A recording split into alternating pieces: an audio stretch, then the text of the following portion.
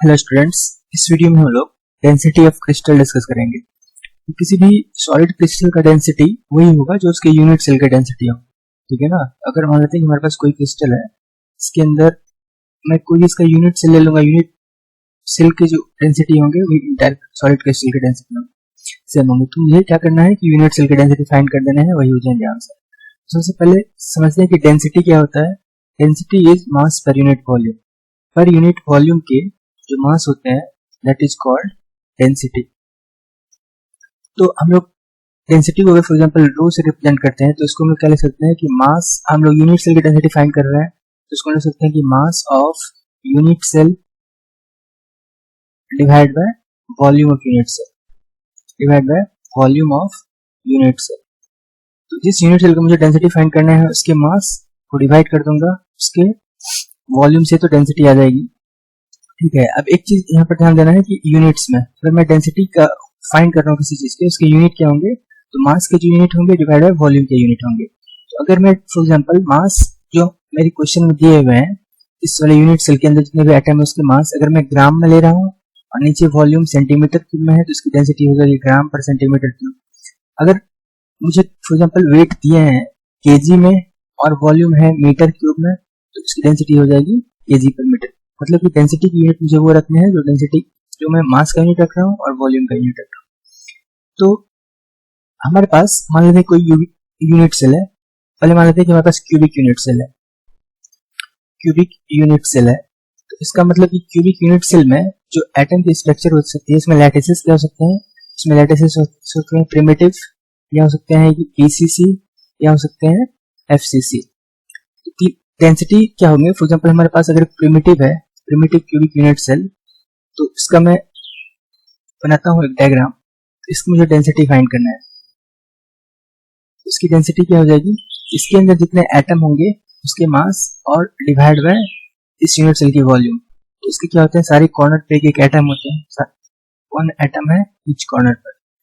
तो हम जानते हैं कि इफेक्टिवली इसमें नंबर ऑफ एटम की वैल्यू कितनी होती है, इफेक्टिवली इसमें number of atom that is n इसको हम कहते हैं, इसकी वैल्यू होती है 8 कॉर्नर है और ईच एटम जो है इसका यूनिट सेल में कंट्रीब्यूशन 1/8 है, इसकी वैल्यू हो जाती है 1। तो इसका मुझे डेंसिटी फाइंड करना है तो इसके पर यूनिट सेल में की मास क्या हो जाएगी, इसकी डेंसिटी मुझे फाइंड करना है। तो मानते हैं इसका एज लेंथ a है तो इस यूनिट सेल के मास क्या हो जाएंगे, तो एक एटम के जो मास होंगे तो हम लोग लिखेंगे यहाँ पे 1 into 1 एटम का मास क्या होगा, तो हम लोग मानते हैं कि ये एटम है, तो मान लेते हैं कोई भी एटम मुझे दिए, फॉर एग्जांपल ये सोडियम है, ठीक है ना, मानते हैं कि ये सोडियम एटम है।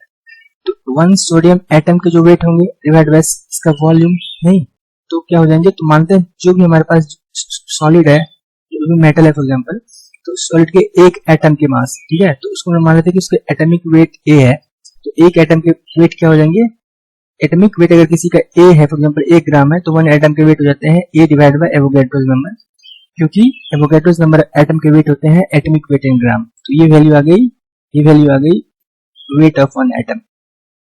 अब इसे क्या करना है, मुझे टोटल वेट आ गए, ऐसे डिवाइड कर देना है किसी से, इसे डिवाइड करना है वॉल्यूम से। तो इसका अगर हमने क्यूब माना है तो वॉल्यूम क्या हो जाएगी, वॉल्यूम की वैल्यू हो जाएगी A cube divide by A cube. तो इसका डेंसिटी क्या आ गया कि जितने नंबर ऑफ एटम है उसका जो एटम है उसका atomic weight by Na into A cube. ठीक है, तो इस सारे फॉर्मूला को याद नहीं करना है, फॉर्मूला यही है कि density is equal to mass by volume, mass of unit cell by volume of unit cell. तो मुझे सिर्फ ये चीज ध्यान में रखना है कि अगर प्रिमिटिव क्यूबिक यूनिट सेल दिए हुए हैं कि इस तरीके की यूनिट सेल है तो इसमें नंबर ऑफ एटम क्या होंगे और ये क्लियर होना चाहिए कि एक एटम का वेट क्या होगा। इस तरीके से हम लोग इसका फाइंड कर लेंगे डेंसिटी। अब अगर मुझे दिया है कि क्यूबिक यूनिट सेल में है, इसके अंदर पीसीसी है, पीसीसी अरेंजमेंट हो रही है, पीसीसी में क्या होते हैं, सारे कॉर्नर पे 1 एटम होते हैं और 1 एटम होता है सेंटर ऑफ यूनिट सेल। तो इसकी डेंसिटी की वैल्यू क्या हो जाएगी, इसकी डेंसिटी हम लोग क्या लिखेंगे, इसकी डेंसिटी को हम लिखेंगे इसके यूनिट सेल के mass divide by volume of unit cell. इसमें क्या होता है कि सारे कॉर्नर पे एक एटम होते हैं और एक एटम सेंटर पे होते हैं, एक एटम इसके सेंटर पर है। तो इसमें हम जानते हैं कि इफेक्टिवली नंबर ऑफ एटम कितनी होती है, n, this is equal to n की वैल्यू होती है 1 प्लस एक सेंटर पे है प्लस कॉर्नर पे जो है इसकी कंट्रीब्यूशन 1 है, जैसे कि यहाँ पर किया था, वैल्यू कितनी हो गई 2। इसकी डेंसिटी क्या हो जाएगी, इसकी डेंसिटी की वैल्यू हो जाएगी mass of unit cell. Unit cell के अंदर 2 एटम है, उसकी मास 2 इंटू, मानते हैं कि इसके अंदर जो सॉलिड है उसके एटॉमिक वेट ए है, ठीक है ना, सॉलिड का एटॉमिक वेट ए है उसको एक एटम का वेट क्या होगा, divide by Avogadro's number 6.023 into 10 to the power 23। और मुझे क्या करना है, इसको डिवाइड करना है इसकी वॉल्यूम से। तो मानते हैं कि ये क्यूबिक है और वॉल्यूम ए है, इसकी वॉल्यूम क्या हो जाएगी, ए क्यूब। तो ये आ जाएंगे इसकी डेंसिटी। तो क्या आ रहा है, सेम आ रहा है, सिर्फ एन की वैल्यू चेंज कर रही है। कब, जब क्यूबिक यूनिट सेल है। तो एन की वैल्यू क्यों चेंज कर रही है, क्योंकि एटम की अरेंजमेंट अलग अलग है, यहाँ पे प्रिमिटिव है, यहाँ पे बीसीसी है, ठीक है। तो mass of unit cell by volume of unit cell density हो गया। अब अगर मानते हैं कि हमारे पास एफसीसी है, एफसीसी क्यूबिक यूनिट सेल, तो इसमें क्या होता है कि सारे कॉर्नर पे एटम होते हैं और एक एटम ईच फेस पर होता है। सारे कॉर्नर पे एटम है तो उसके अगर कंट्रीब्यूशन कितने हो जाएंगे, 8 कॉर्नर मिला के 1, और सारे फेस पे एटम है। तो हम जानते हैं कि टोटल नंबर ऑफ एटम की वैल्यू कितनी होती है इसमें, टोटल नंबर ऑफ एटम की वैल्यू होती है 1। टोटल कॉर्नर के कारण जैसे कि 8 into 1/8 प्लस 6 फेस है, सारे फेस पर एक एटम है, तो टोटल कितने फेस होते हैं, टोटल फेस 6 होते हैं। तो 6 फेस के कारण कितने हो जाएंगे, ईच का हाफ होगा एक यूनिट सेल में। वैल्यू कितनी होती है इसकी, 3 + 1 4। इसकी डेंसिटी क्या हो जाएगी, mass of unit cell. Unit cell के मास कितने होंगे, इसके अंदर कितने एटम है, उसके मास 4 एटम है, और ईच एटम के वेट क्या होंगे, इसके atomic weight divide by Na, और इसकी वॉल्यूम क्या हो जाएगी, ए क्यूब। तो हमारा ये आ गया डेंसिटी का रिलेशन। तो सारे में से हमारा वैल्यू क्या चेंज कर रही है, एन की वैल्यू चेंज कर रही है, एन की वैल्यू चेंज कर रही है एंड एन की वैल्यू चेंज कर रही है। तो क्यूबिक यूनिट सेल के लिए हमने देख लिया कि 3 केस है, इसमें वॉल्यूम हम लोग कैसे फाइंड करते हैं। तो किसी भी हम लोग इसको रफली कर सकते हैं, किसी भी क्यूबिक यूनिट सेल के लिए डेंसिटी इज इक्वल टू, ये नंबर अलग अलग चेंज कर रहे हैं, ठीक है ना। तो इसको मैं एन लिखता हूँ, N is number of atom unit cell into atomic weight divide by Avogadro's number into A cube. ये फॉर्मूला बुक्स में रहता है, तो यही चीज है। तो ये हो गया, इससे किसी चीज की डेंसिटी फाइंड कर सकते हैं। अब अगर क्वेश्चन ऐसा पूछा जाए कि अगर क्यूबिक यूनिट सेल नहीं है, for example orthorhombic unit cell है, क्वेश्चन अगर हमसे पूछा जाए क्यूबिक यूनिट सेल नहीं है, ऑर्थोरोम्बिक यूनिट सेल है, उसकी डेंसिटी फाइंड करना है, तो डिफरेंस क्या होगा, ऑर्थोरोम्बिक यूनिट सेल, इस चीज की डेंसिटी फाइंड करनी है। तो ऑर्थोरोम्बिक यूनिट सेल में डेंसिटी तो सेम होगा ना, density is equal to mass of unit cell divide by volume of unit cell. मुझे पता है कि ऑर्थोरोम्बिक यूनिट सेल के लिए डायमेंशन, जैसे कि क्यूबिक यूनिट सेल के लिए डायमेंशन थे A = B = C, सारे बराबर थे, लेकिन ऑर्थोरोम्बिक के लिए डायमेंशन भी मुझे पता होना होगा। तो उसके लिए आपको क्वेश्चंस होते हैं, इन्फॉर्मेशन दिए रहेंगे कि अगर ऑर्थोरोम्बिक यूनिट सेल है तो उसकी डायमेंशन क्या होगी। तो मुझे पता है कि इसमें से कुछ भी बराबर नहीं होता है ऑर्थोरोम्बिक में, A is not equal to B, this is not equal to C। इसकी वैल्यू कुछ सारी की अलग होगी। फॉर एग्जांपल A की वैल्यू कुछ दिया है 2 एंगस्ट्रम, B की वैल्यू दिए रहेंगे 3 एंगस्ट्रम एंड C की वैल्यू दिए रहेंगे कुछ 4 एंगस्ट्रम, सारे की वैल्यू दिए रहेंगे क्वेश्चन में, अगर हमसे ये क्वेश्चन पूछा जाता है। तो अगर दिया है कि अब अगर ऑर्थोरोम्बिक है तो ऑर्थोरोम्बिक में क्या क्या हो सकती है, इसकी अरेंजमेंट, एटम की अरेंजमेंट, जैसे कि हमने देखा कि प्रिमिटिव में हो सकते हैं बीसीसी एंड एफसीसी। तो ऑर्थोरोम्बिक अगर है तो इसमें हो सकती है सिंपल प्रिमिटिव, ठीक है ना, दैट इज पी। और क्या हो सकते हैं, इसमें एक एंड सेंटर भी होता है, और क्या हो सकते हैं, बीसीसी हो सकते हैं, और क्या हो सकते हैं, एफसीसी हो सकते हैं। इसमें 4 तरह की मुझे लैटिसेस मिलते हैं।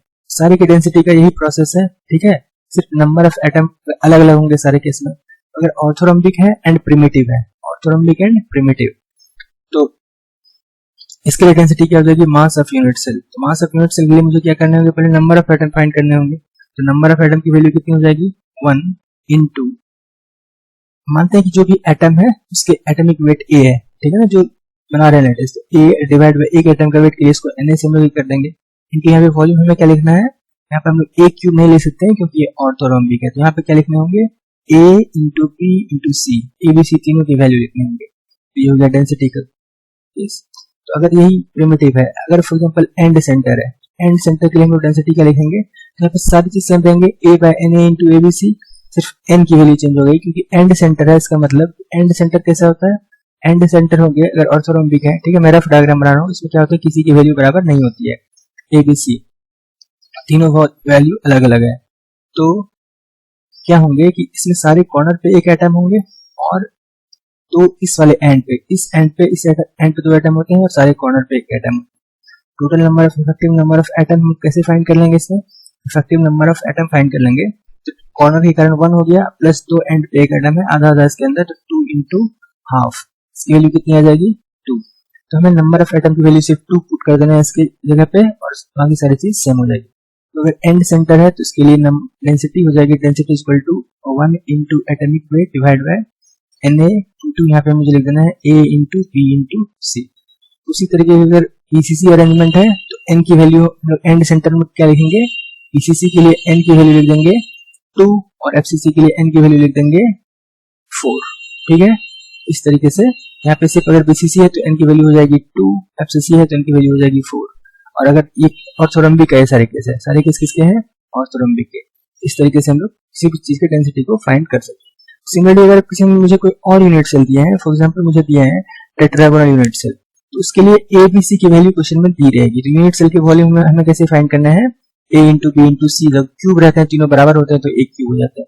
तो इस तरीके से हम लोग डेंसिटी फाइंड कर लेते हैं किसी चीज का। एक चीज ध्यान दीजिए, इसमें जो न्यूमेरिकल हम लोग करते हैं डेंसिटी फाइंड करने में, इसमें यूनिट को पुट करने में प्रॉब्लम हो सकती है, तो यूनिट को अच्छे से पुट करना है किसी चीज के लिए। फॉर एग्जांपल हमें क्वेश्चन है कि कोई भी क्यूबिक यूनिट सेल है, क्यूबिक यूनिट सेल है और इसमें एटम के अरेंजमेंट फॉर एग्जांपल दिए हैं, मान लेते हैं कि BCC एटम के अरेंजमेंट है। ठीक है, और मान लेते हैं कि कोई भी मेटल मुझे दिए हैं, तो मेटल मान लेते हैं कि हमें मिला है सिल्वर Ag।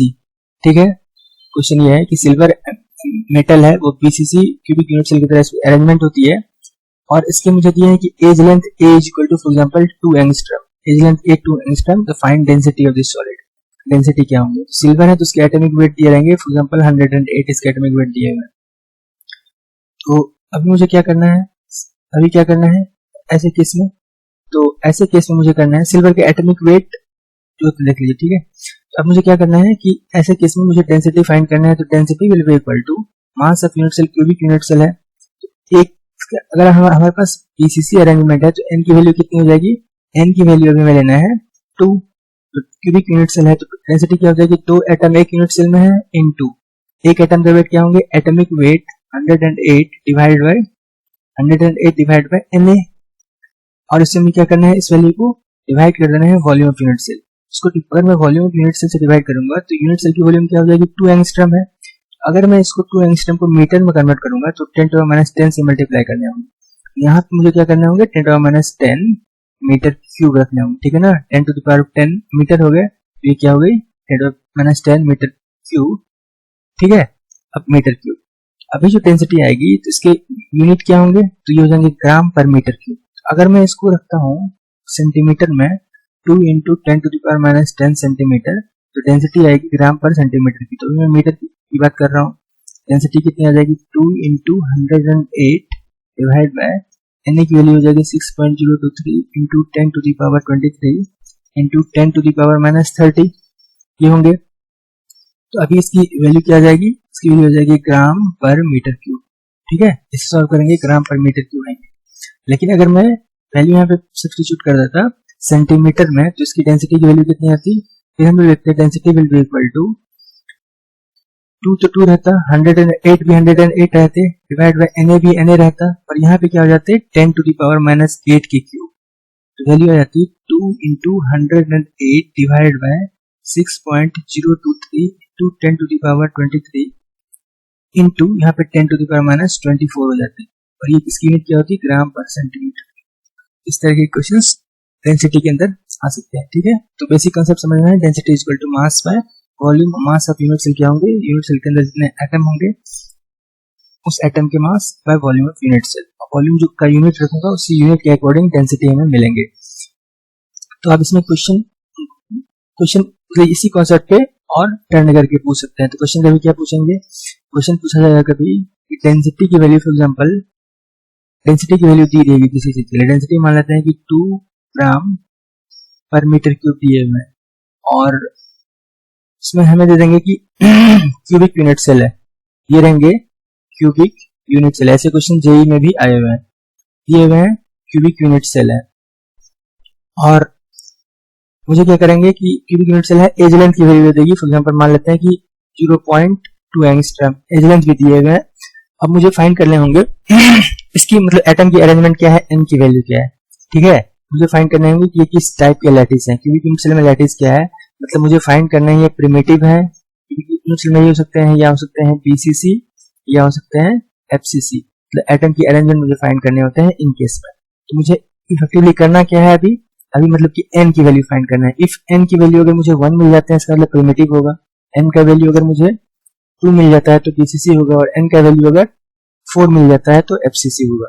तो मुझे पुट कर रहे हैं density equal to 2 equal to mass, density equal to होता है mass of unit cell by volume of unit cell. तो डेंसिटी दिया है 2 ग्राम पर मीटर क्यूब, तो मास ऑफ यूनिट सेल क्या होगा, और जिस एटम का है वो एटम दिया रहेगा। तो मान लेते हैं कि आयरन एटम है, तो उसके एटॉमिक वेट मुझे पता है दिस इक्वल टू 56। तो अभी क्या करना है, मुझे एक यूनिट सेल का मास लिखना है। तो एक यूनिट सेल के मास क्या होंगे, यूनिट सेल के जितने एटम होंगे उसके मास, तो मानते हैं कि n एटम है into atomic weight 56 by Na, ये हो गए 56 बाय Na, वन एटम के weight into n number of atom, divide by क्या करना है वॉल्यूम ऑफ यूनिट सेल। तो वॉल्यूम ऑफ यूनिट सेल में मुझे क्या रखना है, तो 0.2 को मुझे मीटर में करना होगा क्योंकि यहाँ पे मीटर क्यूब है। 0.2 into 10 to the power minus 10, इसकी मुझे कर देना है क्यूब। इससे मुझे Na की वैल्यू है 6.023 इंटू 1023, इससे मुझे फाइंड करना है n की वैल्यू। ठीक है, तो इफ n की वैल्यू आ जाएगी फॉर एग्जांपल 1, तो इसको हम लोग कहेंगे प्रिमिटिव क्यूबिक यूनिट सेल है। n की वैल्यू अगर आती है 2 तो इसे कहेंगे पीसीसी, n की वैल्यू आती है अगर 3 तो इसे हम लोग कहेंगे एफसीसी है। तो ये चीज ध्यान देना है, ऐसे क्वेश्चन जेईई में आए हुए हैं, फिर से कभी आ सकते हैं। अब क्या है कि अभी तक ऐसा क्वेश्चन नहीं आया, लेकिन फिर कभी आ सकता है क्या, डेंसिटी पर। तो अभी क्यूबिक यूनिट सेल दिए हुए हैं, कभी दे देंगे मुझे कोई और यूनिट सेल, फॉर एग्जांपल दे देंगे कि ऑर्थोरोम्बिक यूनिट सेल। मैं किसकी बात कर रहा हूँ, मैं कर रहा हूँ कि अगर क्वेश्चन कभी ऐसे आ गए कि हमारे पास अभी क्यूबिक यूनिट सेल नहीं है, फॉर एग्जांपल ऑर्थोरोम्बिक है या कुछ भी टेट्रागोनल है, ठीक है।